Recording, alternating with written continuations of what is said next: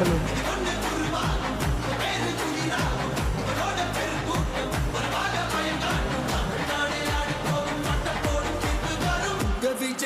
விஜய் உயிர் வரனா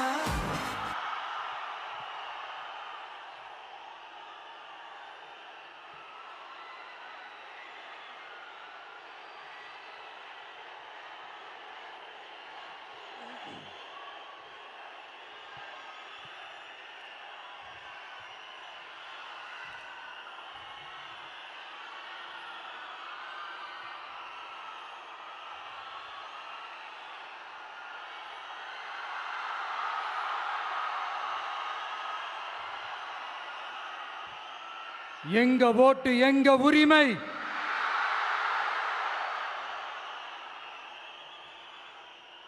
எங்களை யாரும் விலைக்கு வாங்க முடியாது.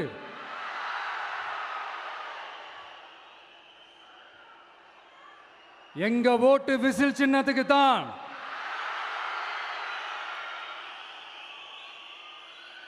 யாரையும் நம்பி ஏமாற மாட்டோம். எங்க வார்த்தையிலிருந்து மாற மாட்டோம். இது நிஜம். தேங்க்யூ.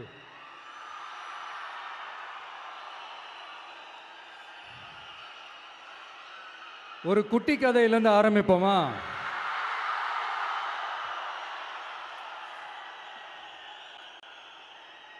ஒரு பெரிய ஊரு, ஒரு 4 ரோடு ஜாயிண்ட் ஆகிற மாதிரி ஒரு ஜங்ஷன், ஒரு பிஸியான ஏரியா, ஆள் நடமாட்டம் அதிகமாக இருக்கக்கூடிய ஒரு ஏரியா. அங்கே சென்டரில் ஒரு முரட்டு ஜல்லிக்கட்டு காலை ஒன்று நின்றுட்டு இருக்குது. காலில் மண்ணை வீசிக்கிட்டு சீறிக்கிட்டு அப்படியே நின்றுட்டு இருக்குது. யாருமே பக்கத்தில் போக முடியல. அந்த இடம் ஒரு கேஷுவலாக மாறணும் அப்படின்னா அந்த காளையை அடக்கி அமைதி ஆக்கினா தான் மறுபடியும் ஒரு பேக் டு நார்மல் சுச்சுவேஷனுக்கு அந்த இடம் மாறும். அந்த ஊரில் இருக்கிற ஒரு சில பேருக்கு மட்டும்தான் அந்த காளை அடங்கும். அவங்க யாருமே அங்கே இல்லை. ஆனால் அந்த க்ரௌடில் இருந்த ஒரு சில பேர், ஆல்ரெடி அந்த காளையை அடக்கணவங்களோடு இருந்த ஒரு சில பேர், எங்களுக்கு இல்லாத அனுபவமா? நாங்க பார்க்காத காளையா? நாங்க பார்க்காத மாடா? நாங்க போய் அடக்குறோம்னு சொல்லிட்டு உள்ள போறாங்க. ஒருத்தராலையும் அந்த காளையை தொடக்கூட முடியல. எல்லாரையும் அடிச்சு வீசி தூக்கி போட்டுருச்சு. இப்ப என்னடா பண்றது அப்படின்னு பார்க்கும்போது அந்த கூட்டத்தை விலக்கிட்டு ஒரு சின்ன பையன் ஒரு என்ட்ரி ஒன்று கொடுக்குறான். உங்களுக்கு தான் தெரியும்ல, டேய் எங்களாலே முடியல, நீ எல்லாம் என்னத்தை போய் கிழிக்க போற? எங்களுக்கு அவ்வளோ அனுபவம் இருக்குது, நாங்களே அடிபட்டு ஓரமாக படுத்து கிடக்கிறோம். இவன் விளையாட்டுத்தனமா ஏதோ பண்ணிட்டு கிடக்கிறான், பாவம் அந்த காளைகிட்ட போய் அடிபட்டு சாவ போறான். பச்சா பையன், அந்த பையன், இந்த பையன், அண்டர் எஸ்டிமேட் பண்றது, ஏளனமா பேசுறது, இப்படி ஒரு பக்கம். இன்னொரு பக்கம் பரிதாபப்பட்டு, ஐயோ பாவமே, இப்படி தனியா போய் மாட்டிக்கிட்டானே அந்த காளைகிட்ட, என்ன பண்ண போறானோ அப்படின்ட்டு ஒரு பக்கம் பரிதாபப்பட்டு பேசுறாங்க. அந்த சின்ன பையன் எதுவுமே காதலையே போட்டுக்காம 2 பாக்கெட்லையும் கையை விட்டுக்கிட்டு ஸ்டைலா கெத்தா தில்லா அப்படியே உள்ள போறான். ஒரு ஸ்டெப் எடுத்து வைக்கிறான், அந்த கால் அப்படியே சீறிக்கிட்டே நின்றுட்டு இருக்குது. இன்னொரு ஸ்டெப் எடுத்து வைக்கிறான், கால் அப்படியே சீறிக்கிட்டே முன்னாடி வருது. மக்கள் எல்லாரும் பதட்டத்தோடு அப்படியே பார்த்துட்டு இருக்கிறாங்க. இன்னொரு ஸ்டெப் எடுத்து வைக்கிறான், கால் அப்படியே முட்டை வரும்போது பாக்கெட்டுக்குள்ள மறைச்சி வச்சிருந்த 2 புல்லுக்கட்டு அதை அந்த காலை கிட்ட காட்டுறான். காலை அப்படியே சடனா வந்து நின்று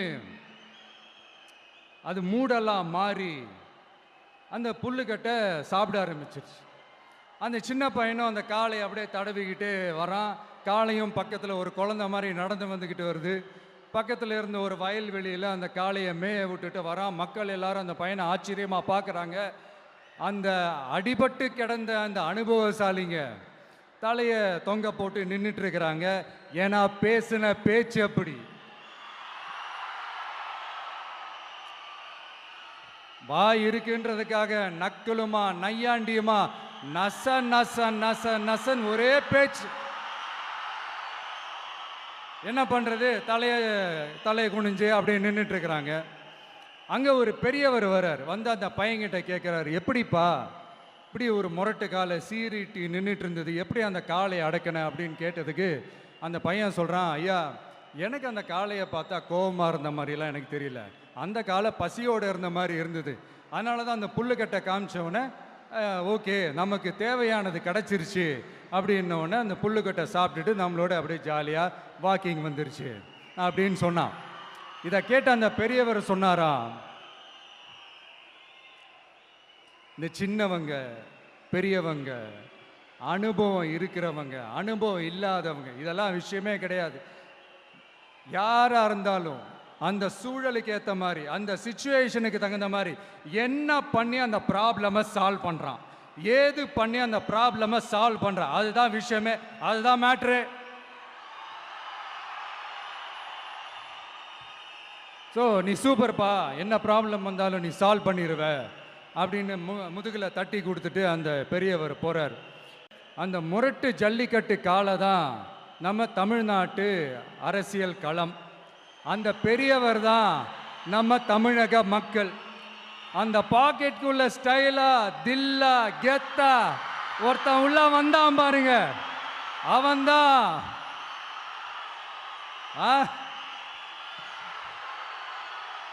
நான் இல்லைங்க, நான் இல்லை, நானு நீங்க நாம எல்லாருமா சேர்ந்து மாபெரும் மக்கள் சக்தியா இருக்கக்கூடிய நம்ம டிவிக்கு, அதுதான் அந்த சின்ன பையன்.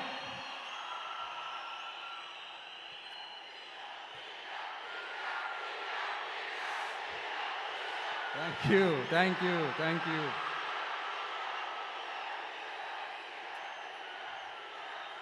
மக்களை நேசிக்கிற ஒரு நல்ல தலைமை இல்லாததுனால இத்தனை வருஷமா வேற வழி இல்லாம ஸ்டாலின் சார் கொடுத்த அந்த பொய்யான வாக்குறுதிகள் எல்லாத்தையும் நம்பி ஏமாந்த நம்ம மக்களுக்கு சரியான நேரத்தில் ஒரு வெகுஜன மக்கள் இயக்கமா வந்தது தான் நம்ம டிவிக்கு.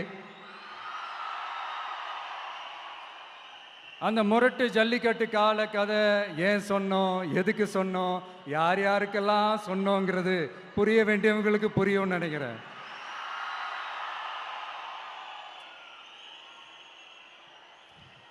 இப்போ நாம ஒவ்வொரு வீட்டில் உயிரா உணர்வா இருக்கிறோம். ஆனால் நான் உங்க எல்லாரையும் நேரில் சந்திக்கணும், நீங்கள் இருக்கிற ஊருக்கே உங்களை சந்திக்கணும் அப்படின்றது தான் எனக்கு மனசில் இருக்கிற ஒரு பெரிய ஆசை.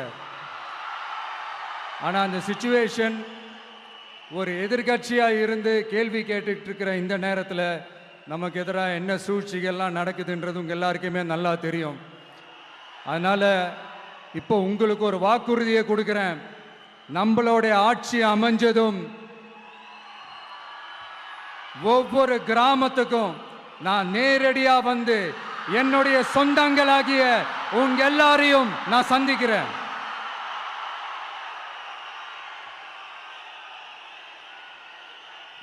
கொஞ்ச நாளைக்கு முன்னாடி நம்ம ஸ்டாலின் சார் ஒரு உருட்டு ஒன்று உருட்டினாரு, நீங்க கேள்விப்பட்டிருப்பீங்க. இப்போ வரப்போற எலெக்ஷன் எதுக்கான எலெக்ஷன்? நம்ம சட்டமன்ற தமிழ்நாடு சட்டசபைக்கான ஒரு தேர்தல் இல்லையா? இதே தமிழ்நாட்டுக்கும் டெல்லிக்குமான ஒரு எலெக்ஷன் அப்படின்னு சொல்றாங்க. இன்னும் கொஞ்சம் மேலே போய் தமிழ்நாட்டுக்கும் என்டிஏவுக்குமான ஒரு எலெக்ஷன் அப்படின்னு சொல்றாங்க. என்ன சார், டெல்லியில் ஏதாவது நிற்க போறீங்களா? அப்புறம் ஏன் தமிழ்நாட்டுக்கும் டெல்லிக்குமான ஒரு எலெக்ஷன் சொல்றீங்க? அப்புறம் இது ஏதாவது பார்லிமெண்ட் எலெக்ஷனா, பிரதமர் பதவிக்கு ஏதாவது போட்டி போடுறீங்களா? அப்புறம் ஏன் அதை தமிழ்நாட்டுக்கும் என்டிஏவுக்குமான ஒரு எலெக்ஷன் சொல்றீங்க? எங்களுக்கு புரியலையே சார், இது என்ன லாஜிக்னு எங்களுக்கு புரியலையே. எந்த எலெக்ஷனை எப்படி டீல் பண்ணணும், எப்படி ஹேண்டில் பண்ணணுன்றது நம்ம தமிழ்நாட்டு மக்களுக்கு தெளிவாக தெரியும். நம்ம தமிழ்நாட்டு மக்கள் மாதிரி ஒரு தெளிவான மக்களை நீங்க பார்க்கவே முடியாது. சூப்பர் கிளாரிட்டியோட சூப்பர் மக்கள் சார் நம்ம மக்கள். இந்த போருக்கு போறதுக்கு முன்னாடி தான் இந்த படை பரிவாரங்களோட போவாங்கன்னு கேள்விப்பட்டிருக்கிறேன். ஆனா நீங்க என்னடானா இந்த ஒன்றுத்துக்கும் உதவாத இந்த பால் டப்பாவை உருட்டிக்கிட்டு இருக்கீங்களே சார். உண்மையிலே இந்த எலெக்ஷன் எதுக்கான எலெக்ஷன் சொல்லட்டுமா? தமிழ்நாட்டு மக்களுக்கும் ஊழலுக்கும் நடக்கிற போர், தமிழ்நாட்டு மக்களுக்கும் லஞ்சத்துக்கும் நடக்கிற போர், தமிழ்நாட்டு மக்களுக்கும் இந்த நிர்வாகத்தை சரியா செய்யாத இந்த திமுக அரசுக்கும் நடக்கிற போர், அதாவது தமிழ்நாட்டு மக்களுக்கும் உங்க ஆட்சிக்கும் நடக்கிற போர், தமிழ்நாட்டு மக்களுக்கும் ஸ்டாலின் சாருக்கும் நடக்கிற போர். இன்னும் சுருக்கமா சொல்லணும்னா விஜய்க்கும் ஸ்டாலின் சாருக்கும் நடக்கிற போர்.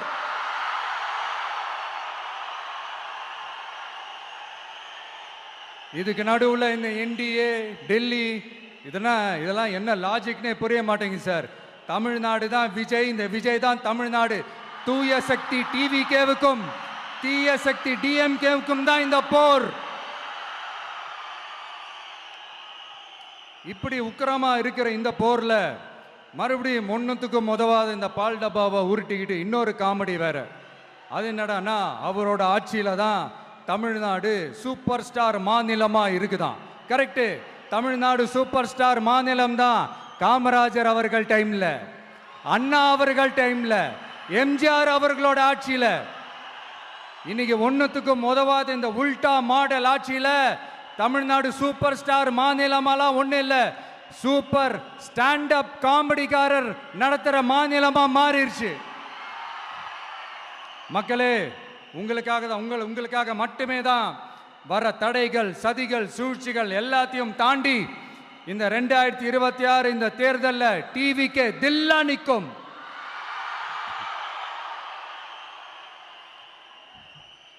இதுவரைக்கும் நடந்த எலெக்ஷன் வேற, இப்ப நடக்க போற எலெக்ஷன் வேற.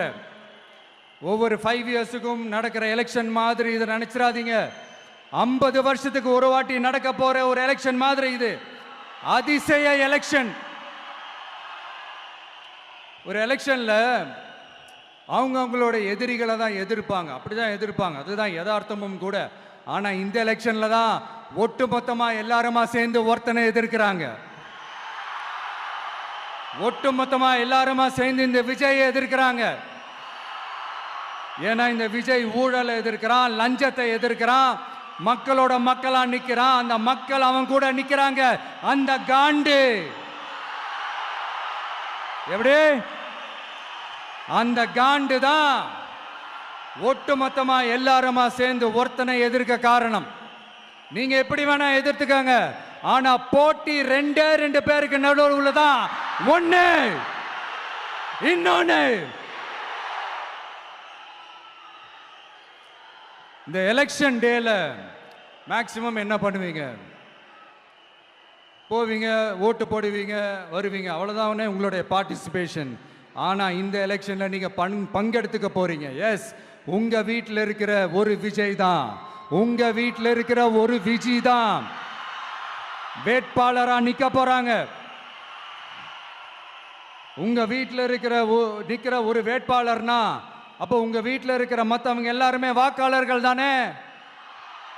உங்க அம்மா, உங்க அப்பா, உங்க அண்ணன், உங்க தம்பி, உங்க சொந்தம் டிவிக்கு வேட்பாளர் அப்படின்னா அப்போ உங்க ஓட்டு விசில் சின்னத்துக்கு தான் எல்லாருக்குமே தெரியும்.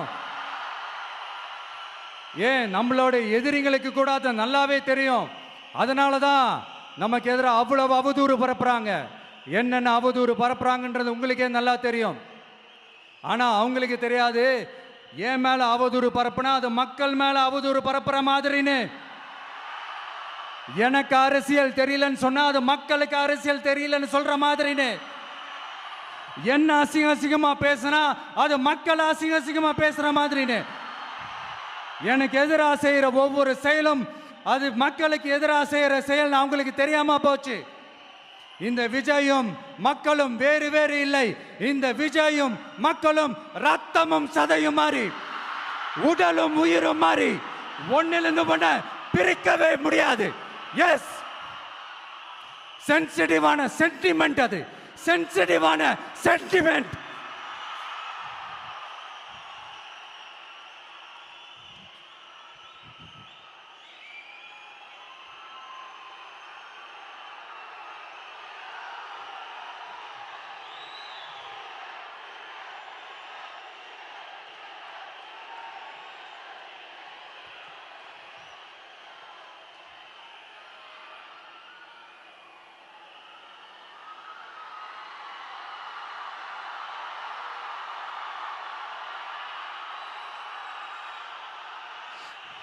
நான் சாரி,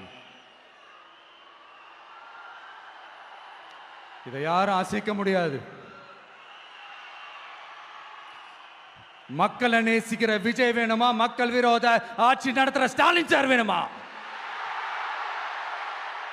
இந்த விஜய் நம்புறீங்களா, ஸ்டாலின் சார் நம்புறீங்களா? Proof, this is the proof.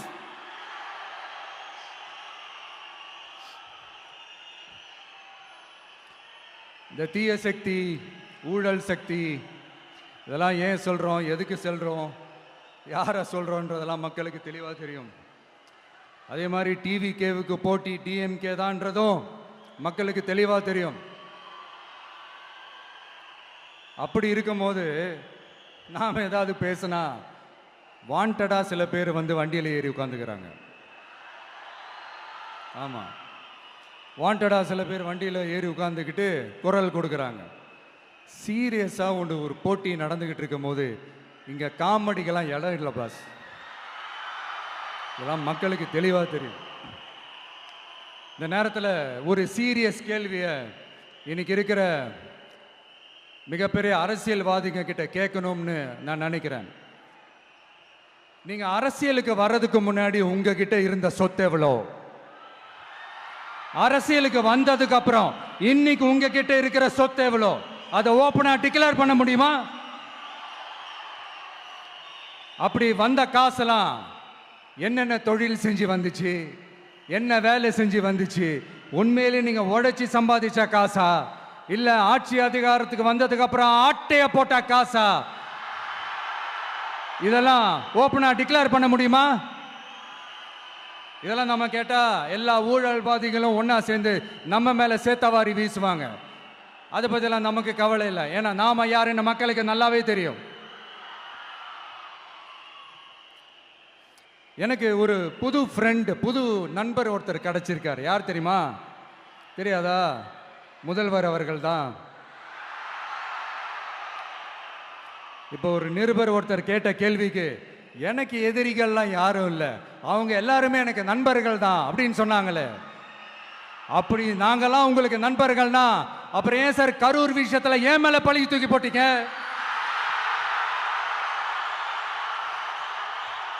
உங்களுக்கு மனசாட்சின்னு ஒண்ணு இருந்தா அப்படி பேசிருப்பீங்களா?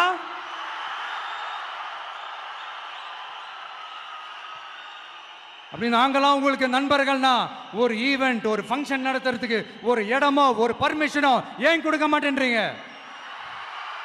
எல்லாத்தையும் நீங்களே பண்ணிட்டு போற போக்கில் அப்படியே பொய்களா அடிச்சு விட்டுக்கிட்டு இருக்கீங்க. உங்களோட உண்மையான நண்பர்கள் யாருன்னு சொல்லட்டுமா? லஞ்சம், ஊழல், அரசியல் ஆதாயம், இதெல்லாம் தான் உங்களோட உண்மையான நண்பர்கள். பர்சனலா நீங்க எப்படி வேணா இருந்துக்கங்க சார், நமக்கு அதை பத்தி கவலை இல்லை, நமக்கு அது அவசியமும் இல்லை. ஆனா உங்க ஆட்சி தான் தப்பான ஆட்சி, தமிழ்நாட்டுக்கு தேவையில்லாத ஆட்சி. கொஞ்ச நாளைக்கு முன்னாடி கற்பனையா ஒரு விஷயம் ஒன்று சொன்னேன். இந்த முதல்வர் கூட விசில் சின்னத்துக்கு தான் வாக்களிப்பாரு அப்படின்ட்டு கற்பனையா ஒன்று சொன்னேன். ஆனா இன்னைக்கு நிஜமாவே நமக்கு ஆதரவா ஒரு கோஷத்தை எழுப்பியிருக்கிறாங்க. அது என்ன தெரியுமா? எங்க வாக்கு சாவடி வெற்றி வாக்கு சாவடியா. அதுக்கு அர்த்தம் என்ன தெரியுமா? எங்க வாக்கு சாவடி விஜய் வாக்கு சாவடின்னு அர்த்தம்.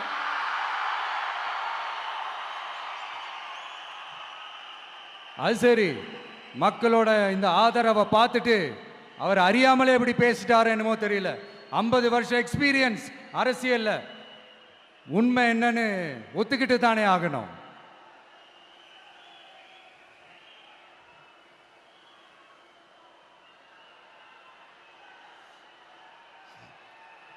ஜனநாயகம்ங்கிறது பெரும்பான்மை ஆட்சி அதிகாரம் சார்ந்தது மட்டும் இல்லை, சிறுபான்மை மக்களின் உரிமைகள் உணர்வுகளும் புனிதம்னு நினைச்சு அதையெல்லாம் காப்பதற்கு பெயர் தான் ஜனநாயகம்னு 1963 அறிஞர் அண்ணா பார்லிமெண்ட்ல பேசினதை நாம இங்க சொல்றது ரொம்ப பொருத்தமா இருக்கும்.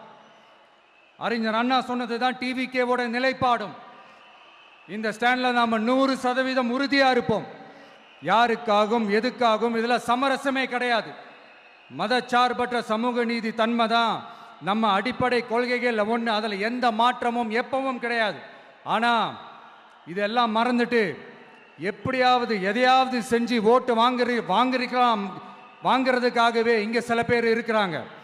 அவங்கள மாதிரி நமக்கு அப்படி சில பிரச்சனைகள்ல எரியற நெருப்புல எண்ணெயை ஊத்துற எண்ணமே இல்லை.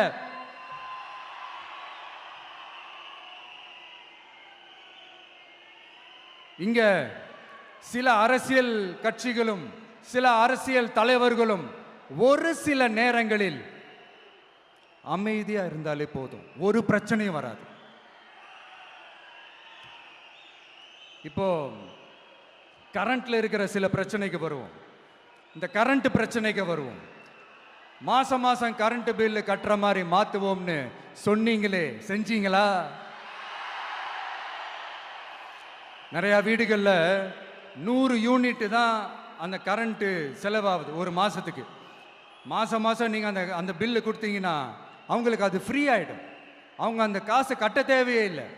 ஆனால் 2 மாதத்துக்கு ஒரு வாட்டி அந்த பில்லு கொடுத்தீங்கன்னா, இப்போ சப்போஸ் அது 200 யூனிட்டுக்கு மேலே போச்சுன்னா அது அவங்களுக்கு ஒரு மிகப்பெரிய சுமை தானே.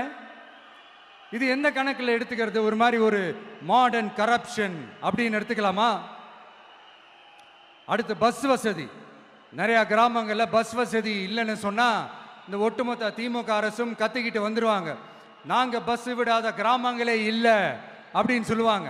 அப்படி அது உண்மை அப்படின்னா முதல்வர் அவர்கள்கிட்ட நம்ம தங்கச்சி ஒருத்தவங்க ஒரு கேள்வி கேட்டாங்களே, எங்க ஊருக்கு ஒரு மினி பஸ்ஸாவது விடுங்க சார் அப்படின்னு கேட்டாங்களே, அது எந்த கணக்கில் எடுத்துக்கிறது? நிறைய மலை கிராமங்கள்ல பஸ் வசதி இல்லை, நிறைய மலை கிராமங்களில் ஹாஸ்பிட்டல் வசதி இல்லை. இது ரெண்டுமே எவ்வளவு முக்கியமான ஒரு விஷயங்கள். பஸ் வசதியும் ஹாஸ்பிட்டல் வசதியும் இல்லாததுனால வீட்டிலேயே பிரசவம் பார்க்குற அந்த ஆபத்து இருக்குதுன்னு எவ்வளோ நியூஸ் பார்க்குறோம். இதெல்லாம் எந்த கணக்கில் சேர்த்துக்கிறது? அடுத்து இது எல்லா மீட்டிங்லையும் பேசுகிறதான் பெண்களுக்கு பாதுகாப்பு நம்பர் 1 இருக்குது தமிழ்நாட்டில் அப்படின்னு சொல்கிறாங்க. அப்புறம் அது என்ன வி சேஃப் மாடலா? பெண்கள் என்ன சொல்றாங்க தெரியுமா? அது வி சேஃப் மாடல் இல்ல, வி ஆர் நாட் சேஃப் மாடல்னு சொல்றாங்க. இப்படி இருக்கிறப்போ தமிழ்நாட்டில் எங்க போனாலும் பெண்களுக்கு பாதுகாப்பு அப்படியே கொட்டி கிடக்குதான். இப்படி சொன்னா எப்படி சார்? கேட்கறவங்க என்ன கேசரி சாப்பிட்றாங்கன்னு நினைச்சீங்களா?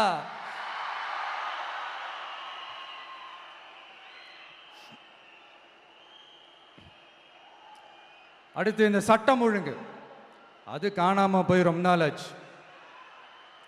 இவன் வேற, இந்த விஜய் வேற, எங்க போனாலும் இந்த மக்கள் கிட்ட இந்த சட்டம் ஒழுங்கை பத்தி பேசி ஞாபகப்படுத்திக்கிட்டே இருக்கான்னு முதல்வர் அவர்கள் அவங்க கூட இருக்கிறவங்க கிட்டலாம் சங்கடப்பட்டாராம். நாம் என்ன பண்றது? நாம தான் தமிழ்நாட்டோட விசில் ப்ளோயர் ஆச்சே. நாம் எப்படி சைலண்டா இருக்க முடியும்? நாமளும் கேள்வியா கேட்குறோம், ஆனால் பதிலெலாம் வந்த மாதிரியே தெரியல. இருந்தால் தானே வர்றதுக்கு, வச்சுக்கிட்டா வஞ்சனை பண்ணுறாரு. 5 வருஷமாக பதிலே சொல்லாமல் அப்படியே கடந்து வந்துட்டாரு. ஆனால் இனிமேல் அப்படிலாம் இருக்க முடியாது, பதில் சொல்லி ஆகணும். மக்களே, இந்த தீய சக்தி, இந்த அட்ராசிட்டியை ஒரு எண்டு கார்டு போடணும் அப்படின்னா அவங்கள சுவிட்ச் ஆஃப் பண்ணுறது தான் ஒரே சொல்யூஷன். அதுக்கான ரிமோட்டு தான் வரப்போற எலெக்ஷன். அந்த ரிமோட்ல நீங்க அழுத்த வேண்டியது ஒரே ஒரு ஆப்ஷன், அதுதான் நம்ம விசில் சின்னத்தோட பட்டன். இத 4 விஷயத்தை நீங்க செஞ்சாலே போதும். ஒவ்வொரு இவிஎம் மிஷின்லயும் விசில் சின்னத்துக்கு நேரா இருக்கிற அந்த பட்டனை பச்சைக்கு பச்சைக்கு பச்சைக்குன்னு ஒரு அழுத்துங்க. எப்படி? அவ்வளவுதான். நாம காஞ்சிபுரத்தில் பேசும்போது நம்மளுடைய விஷன் என்னன்னு சொன்னோம். இப்போ அதனுடைய கண்டினியூஷனா சில விஷயங்கள் இங்கே நான் சொல்லணும்னு ஆசைப்படுறேன். இப்பவும் சொல்கிறேன், உறுதியாக சொல்கிறேன், சத்தியமாக சொல்கிறேன். பெண்கள், பெண் குழந்தைகள், ஆண் குழந்தைகள் பாதுகாப்பு நம்ம ஆட்சியில் நம்பர் 1 இருக்கும். சட்டம் ஒழுங்கு ரொம்ப ரொம்ப ஸ்ட்ரிக்டா இருக்கும். அரசு பள்ளிக்கூடங்களும் கல்லூரிகளும் முதல் தரமா இருக்கும். போட்டி தேர்வுகளுக்குன்னு லட்சங்களை கொட்டி தனி கோச்சிங் சென்டர் போய் படிக்க அவசியமே இருக்காது. ஏன்னா கவர்மெண்ட் ஸ்கூல், காலேஜ் சிலபஸே போட்டி தேர்வுகளை ஈஸியா சந்திக்கிற வகையில் அந்த ஸ்டாண்டர்டுக்கு ஏத்த மாதிரி அமைக்கப்படும். உயர்நிலை பள்ளி பாடத்திட்டங்களிலேயே அடிப்படை அரசியல் சாசன சட்டம் சேர்க்கப்படும். மாநில மற்றும் ஒன்றிய அரசு அலுவலகங்கள், வங்கிகளின் செயல்பாடுகள் மற்றும் அவற்றை அணுகும் முறை குறித்து மாணவர்களுக்கு தெளிவான புரிதலை ஏற்படுத்தும் வகையில் தேர்வுகள் அற்ற செயல்முறை பாடமாக கற்பிக்கப்படும். இந்தியா முழுக்க உள்ள ஒன்றிய அரசு சார்ந்த கல்வி நிலையங்கள் மற்றும் அதன் சேர்க்கை அட்மிஷன் குறித்து புரிதலும் தெளிவும் மாணவர்களுக்கு உருவாக்கப்படும். அனைத்து அரசு பள்ளிகளிலும் பெண் குழந்தைகளுக்கு சுத்தமான, சுகாதாரமான மற்றும் தரமான கதவுகள் பொருத்தப்பட்ட ரெஸ்ட் ரூம்கள் அமைப்பது உறுதி செய்யப்படும். போதைப் பொருட்கள் இல்லாத தமிழகம் உருவாக்கப்படும். மாவட்ட கலெக்டர்கள் மற்றும் எஸ்பிக்களில் சரி பாதி பெண்களாக இருக்கும்படி செய்வோம். மலை கிராமங்களில் அரசு ஆரம்ப சுகாதார நிலையங்கள் பிரசவம் பார்க்கும் வசதியுடன் அமைக்கப்படும். பஸ் போக்குவரத்து இல்லாத கிராமங்கள் மற்றும் மலை கிராமங்களே இல்லை என்ற நிலை உருவாக்கப்படும். ஏற்கனவே அமைப்பு சாரா தொழிலாளர்கள் அமைப்பு இருந்தாலும் ஆட்டோ, டாக்ஸி மற்றும் லாரி டிரைவர்களுக்கென அவர்களின் நலன்களுக்காகவும் குடும்ப நலன்களுக்காகவும் தனியாக நல வாரியம் அமைக்கப்படும். தென் தமிழகம் உட்பட தமிழகத்தின் தேவையான பகுதிகளில் தொழிற்சாலைகள் அமைக்கவும் தொழில் வளம் பெருக்கவும் தனி கவனம் செலுத்தப்படும். விவசாயிகள், மீனவர்கள் மற்றும் நெசவாளர்களின் கருத்துக்களை அறிந்து அவர்களுக்கான திட்டங்கள் காலத்தின் தேவைக்கேற்ப உருவாக்கப்படும். இப்போ நம்ம ஸ்டாலின் சார் அறிவாலயம் பக்கத்தில் யாரு நடந்து போனாலும், அறிவாலயம் பக்கத்தில் யாரு நிழலுக்கு ஒதுங்கினாலும் கூட்டணியில் சேர்த்துக்கிறாரு. அந்த வச்சிருக்கிற பணத்தில் ஒரு பங்கு ஒன்று கொடுத்து அதுக்கு பேர் கல்லாப்பெட்டி கூட்டணின்னு வச்சிருக்கிறேன். அந்த கல்லாப்பெட்டி கூட்டணியை ரொம்ப கஷ்டப்பட்டு சேர்த்திருக்கிறார். ஆனால் அவருக்கு நான் சொல்கிறேன், இந்த அறத பழைய கூட்டணி கணக்குகளோ இந்த கொள்ளையடிச்ச பணத்தையே வச்சு எங்கள் மக்களை ஏமாற்றி எல்லாம் ஜெயிக்க முடியாது. ஏன்னா இது மாபெரும் மக்கள் சக்தியான வித்தியாசமான விசில் புரட்சி எலெக்ஷன்.